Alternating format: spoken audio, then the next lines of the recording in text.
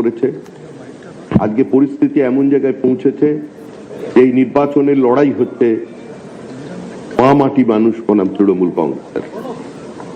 আজকে দীর্ঘ 15 বছরের তৃণমূলের কৃতকর্ম, তৃণমূলের অপশাসন, তৃণমূল কংগ্রেসের স্বৈরাচার, তৃণমূল কংগ্রেসের সীমাহীন সন্ত্রাস, তৃণমূল কংগ্রেসের গণতন্ত্র অধিকারকে হরণ করা নিয়ে আজকে পশ্চিমবঙ্গ বিজেপির পক্ষ থেকে আমরা একটি চার্জশিট পেশ করছি, যার উন্মোচন করছেন ভারতের গৃহমন্ত্রী শ্রী অমিত।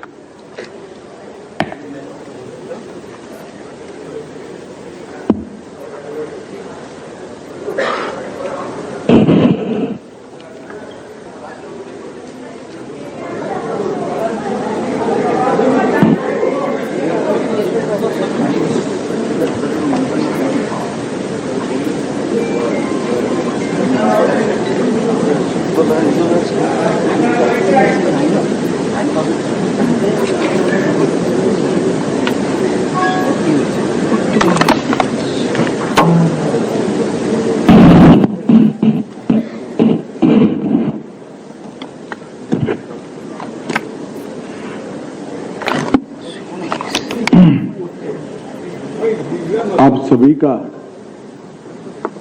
भारतीय जनता पार्टी की प्रेस वार्ता में स्वागत है। जैसा आप सभी जानते हैं, बंगाल में चुनाव की घोषणा हो चुकी है और भारतीय जनता पार्टी के सभी कार्यकर्ता हमारे प्रदेश अध्यक्ष जी के नेतृत्व में बंगाल में भारतीय जनता पार्टी की सरकार बनाने के लिए बड़े आत्मविश्वास के साथ चुनावी मैदान में उतरे। हमारे विपक्ष के नेता श्री शुभेंदु अधिकारी जी ने भी चुनाव के पहले ही पूरे बंगाल का दौरा कर बंगाल में फैली अव्यवस्थाएं, अराजकता और आर्थिक बदहाली और विशेषकर घुसपैठ के मुद्दे को बंगाल के जन जन तक पहुंचाने का काम। मित्रों, बंगाल का ये चुनाव बंगाल के लिए तो महत्वपूर्ण है ही है, परंतु पूरे देश के लिए महत्वपूर्ण। पूरे देश की सुरक्षा बंगाल के चुनाव के साथ एक प्रकार से जुड़ी है। असम में भारतीय जनता पार्टी की सरकार बनने के बाद असम से घुसपैठ कमोबेश समाप्त हो गई। अब एक ही रास्ता बचा है जहां से घुसपैठ होकर पूरे देश के अंदर घुसपैठिए फैलते हैं और देश की सुरक्षा के साथ खिलवाड़ करते। इसलिए बंगाल का एक चुनाव बंगाल के लिए महत्वपूर्ण है कई मायनों में, और देश की सुरक्षा की दृष्टि से देश के लिए भी महत्वपूर्ण। भारतीय जनता पार्टी ने तय किया है कि तृणमूल कांग्रेस के शासन के खिलाफ जनता के जो मुद्दे हैं इसको आवाज देना, जनता की आवाज को मुखर कर बंगाल की जनता के सामने और देश की जनता के सामने प्रस्तुत करना, और बंगाल के आने वाले चुनाव में ये पूरी जो अराजकता तृणमूल के शासन में फैली है इसका हम क्या हल लेकर आएंगे, इसका हम जवाब भी लेकर आएंगे। जनता की आवाज को मुखर कर बंगाल की जनता के सामने और देश की जनता के सामने प्रस्तुत करना, और बंगाल के आने वाले चुनाव में ये पूरी जो अराजकता तृणमूल के शासन में फैली है इसका हम क्या हल लेकर आएंगे, इसका हम जवाब भी लेकर आएंगे। परंतु आज की प्रेस वार्ता तृणमूल कांग्रेस की इस सरकार के 15 साल के शासन के खिलाफ हमारा चार्जशीट ये आज की प्रेस वार्ता का मुद्दा है।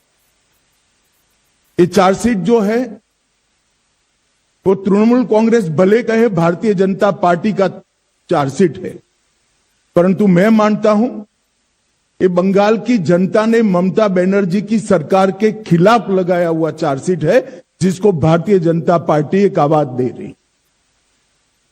एक प्रकार से आने वाला चुनाव बंगाल की जनता को तय करना है कि भय को चुनना है या भरोसे को चुनना।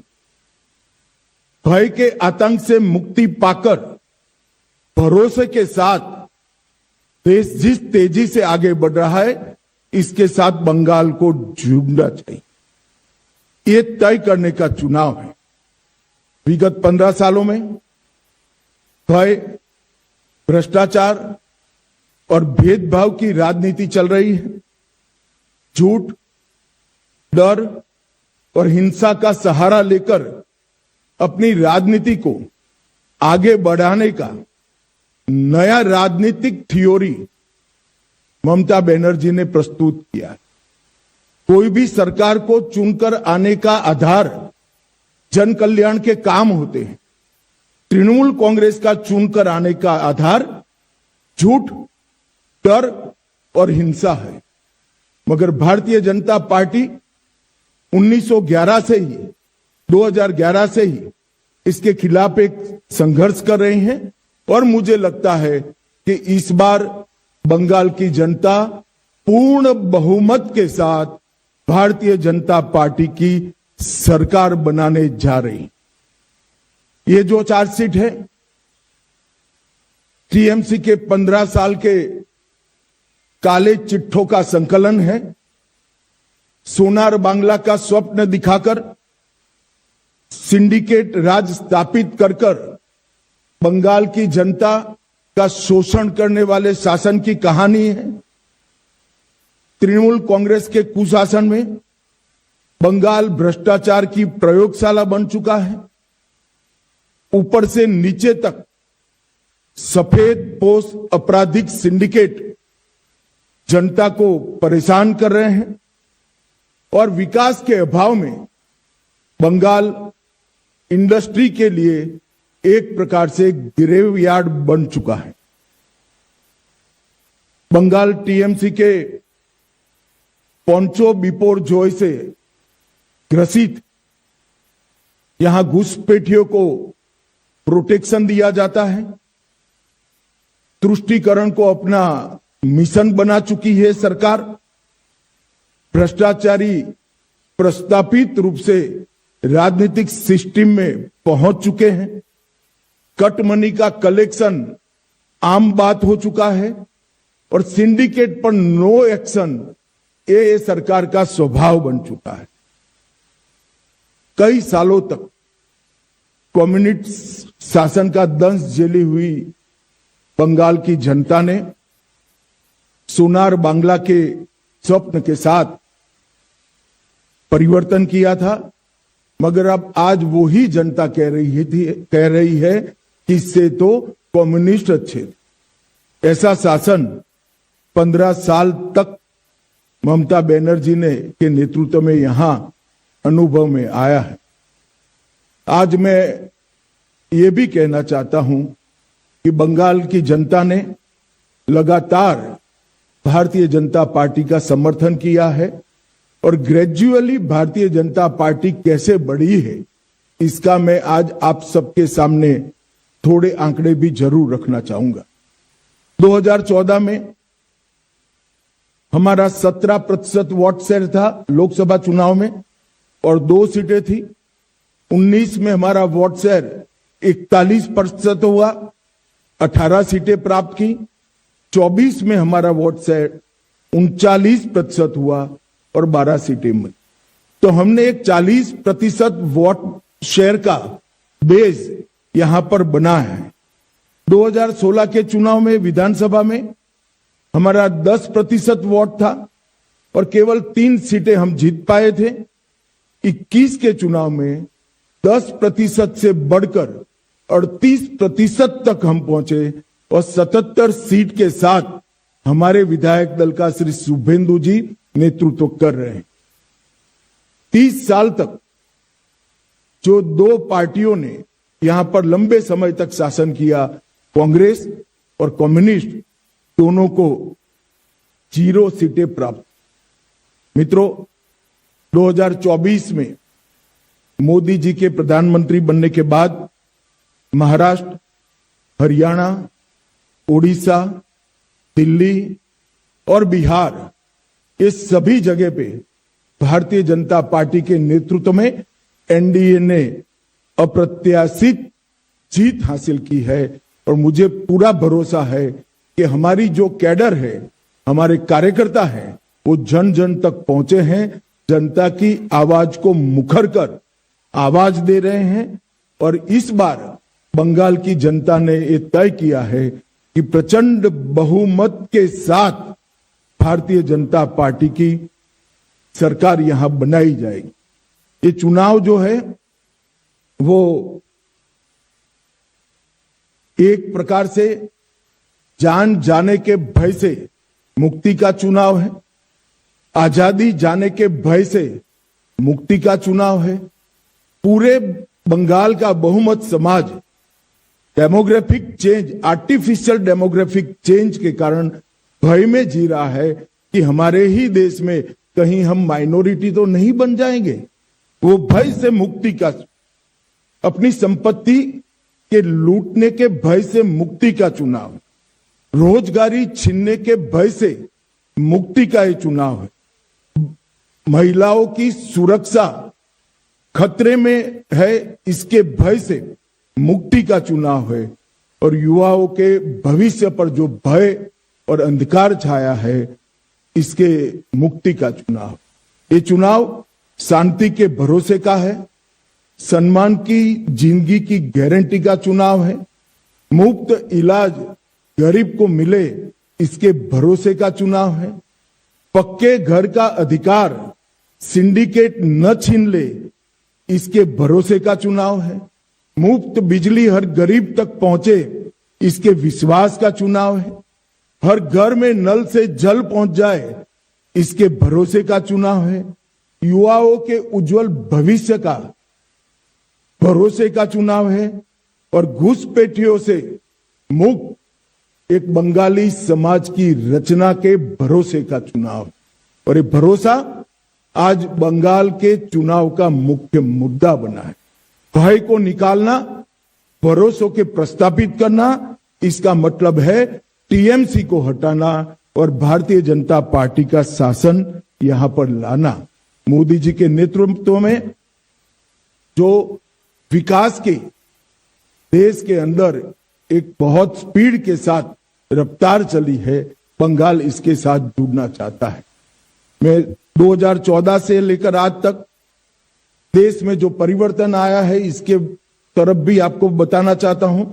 15 में पहली बार जम्मू कश्मीर में एनडीए की सरकार बनी, 16 में हमने पहली बार आसाम में सरकार बनाई, 17 में हमने पहली बार मणिपुर में सरकार बनाई, हरियाणा में हमने पहली बार सरकार बनाई, अरुणाचल में पहली बार सरकार बनाई, 18 में त्रिपुरा में हमने पहली बार सरकार बनाई, 24 में हमने ओडिशा में पहली बार सरकार बनाई, और 26 में प्रचंड बहुमत के साथ भारतीय जनता पार्टी बंगाल में सरकार बनाने जा रही है।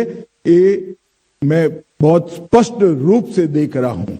बंगाल जीतने के साथ ही एक बहुत लंबे अरसे के बाद अंग, बंग और कलिंग तीनों जगह एक पार्टी का शासन होने जा रहा है। बिहार में भी एनडीए का शासन है, उड़ीसा में भी भाजपा सरकार है, और अब बंगाल में भी भाजपा सरकार आएगी। तो एक प्रकार से पूर्ण बहुमत की सरकार बंगाल के विकास की गारंटी है। मित्रों, ममता दीदी ने हमेशा विक्टिम कार्ड का पॉलिटिक्स खेला है। कभी पैर तुड़वा लेती हैं, कभी सिर पर पट्टी बंधवा देती हैं, कभी बीमार हो जाती है, और कभी चुनाव आयोग के सामने बेचारा बनकर चुनाव आयोग को गालियां निकालती।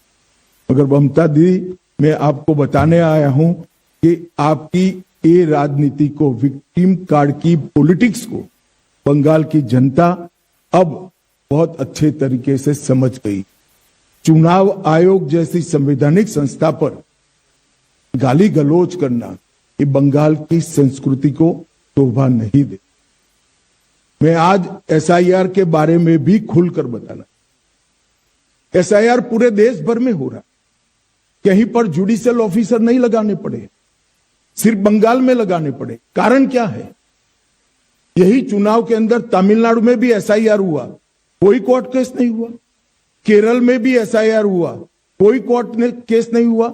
तमिलनाडु में डीएमके की सरकार है, केरल में कम्युनिस्टों की सरकार है। बंगाल में ऐसा क्या हुआ कि सुप्रीम कोर्ट ने जुडिशियल ऑफिसरों को लगाना पड़ा? इस बात का जवाब ममता बनर्जी ने बंगाल की जनता को देना।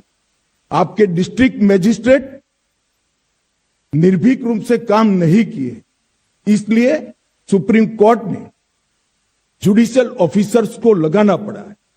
और एसआईआर पर वो जो आरोप कर रही है, मैं आज बंगाल की जनता को पूछना चाहता हूं, जो घुसपैठियों को वोटर बनाकर यहां रखा गया है, उनको क्या बंगाल का भविष्य तय करने का निर्णय देना है या नहीं देना है? वो बंगाल की जनता ने तय करना है। मैं भारतीय जनता पार्टी की ओर से स्पष्ट कर देना चाहता हूं, सिर्फ वोटर लिस्ट से नहीं, देश भर से एक एक घुसपैठियों को हम चुन चुन कर देश के बाहर निकालने के लिए संकल्पबद्ध है। और ये मेरी पार्टी का एजेंडा है। ममता जी को जो आरोप लगाना है वो लगाएं। मित्रों, डबल इंजन की सरकार, इसके कई ऐसे उदाहरण हैं। उत्तर प्रदेश बीमारू से बेमिसाल बना, मध्य प्रदेश ने कृषि विकास और विकास के नए स्टैंडर्ड सेट किए, आसाम जहां सालों से उग्रवाद था वहां आज सेमीकंडक्टर का प्लांट लग रहा है, त्रिपुरा ने 25 साल के ठहराव को समाप्त कर कर, कैडर राज को समाप्त कर कर हम विकास के रास्ते पर आगे बढ़े हैं। और अब बारी है बंगाल की, यहां पर भी सिंडिकेट से मुक्ति पाने का ये चुनाव है। मित्रों, मैं चार्जशीट के कुछ महत्वपूर्ण मुद्दे पर भी बताना चाहता हूं। इस चार्जशीट में घुसपैठियों की समस्या को हमने ढंग से उजागर किया है। घुसपैठिया न केवल देश की सुरक्षा के लिए बहुत बड़ी चिंता का विषय है, वो हमारे गरीब श्रमिकों की मजदूरी में भी हिस्सेदारी लेते हैं, गरीब लोगों के अनाज में भी हिस्सेदारी प्राप्त करते हैं और युवाओं की रोजगारी भी छीन। मैं आज ममता बनर्जी जी को स्पष्ट पूछना चाहता हूं कि घुसपैठिए इतने आ गए कि आपकी सरकार सो रही है? मुझे मालूम है वो कहेगी कि बीएसएफ क्या कर रही है। बीएसएफ तभी रोक सकती है जब आप बॉर्डर पर बाड़ लगाने की हमें भूमि दे दो। 600 किलोमीटर बाढ़ अधूरी रह गई।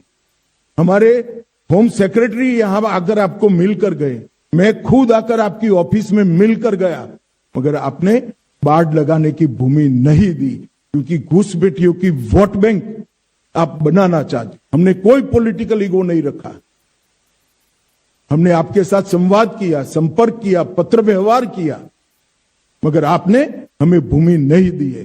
कोई बात नहीं ममता दीदी, आपके पास बहुत कम समय है।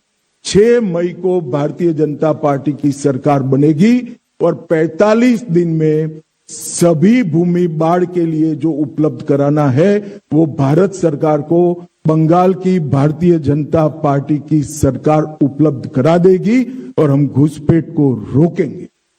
तुष्टीकरण की इंतहा कर ममता बनर्जी जी ने रख दिए।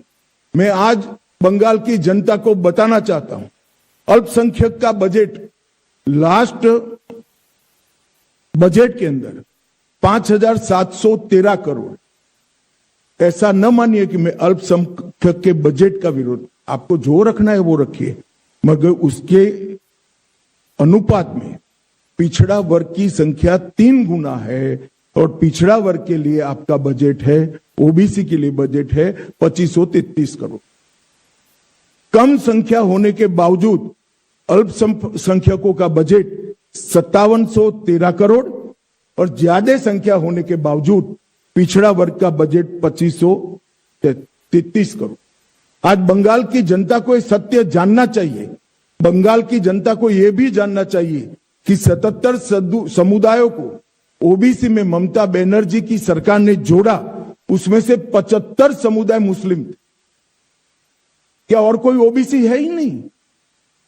किस प्रकार से आप शासन चलाना चाहती हैं? धर्म के आधार पर ओबीसी तय होगा, ये लंबा नहीं चलेगा। आपकी घुसपैठ की पॉलिटिक्स के कारण सिलीगुड़ी कॉरिडोर की सुरक्षा आज कमजोर हो गई है। मवेशी की तस्करी और नकली मुद्रा, इसके कारण पूरे भारत के अर्थतंत्र पर गहरा असर पड़ा है।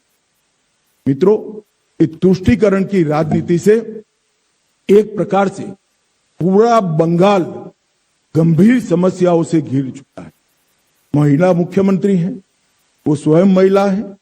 उनके शासन में महिलाओं का हाल पूरे देश में सबसे खराब है। 34,738 मामले महिलाओं के खिलाफ दर्ज किए गए। टीएमसी द्वारा, इनकी कैडर के द्वारा महिलाओं पर अपराध के केस में खुलेआम संरक्षण दिया गया। आरजी कर के केस में जो आरोपियों के वकील होते हैं, इनको इनाम में राज्यसभा दिया जाता है। और संदेश खाली में धड़ल्ले से आदिवासी महिलाओं का शोषण हुआ, वो भी तृणमूल कांग्रेस का पदाधिकारी था। कस्बा लॉ कॉलेज के बलात्कार में चुप्पी साध ली गई। पार्क स्ट्रीट बलात्कार को ममता बनर्जी ने घड़ी हुई घटना बताया। हंसकाली पीड़िता के केस में टीएमसी नेता के एक बेटे ने बलात्कार किया, तो टीएमसी के नेताओं ने उसके महिला के चरित्र पर ही सवाल उठा दिए। कामदूनी सामूहिक बलात्कार और हत्या के लिए मुख्यमंत्री ने स्वयं महिला जो न्याय की मांग कर रही थी, उनको माओवादी बताया। दुर्गापुर मेडिकल छात्रा के सामूहिक बलात्कार में महिलाओं पर सवाल उठा दिए गए कि आप बाहर क्यों जाती हैं। किस प्रकार का बंगाल आपने बनाकर रखा है, जहां मुख्यमंत्री स्वयं कहती है कि महिलाओं को बाहर नहीं निकलना। मित्रों, भ्रष्टाचार की देश भर में सबसे ज्यादा भ्रष्टाचार के केस अगर कहीं हुए हैं तो यहीं पर तृणमूल कांग्रेस के शासन। राशन का पीडीएस घोटाला 10,000 करोड़, शिक्षक भर्ती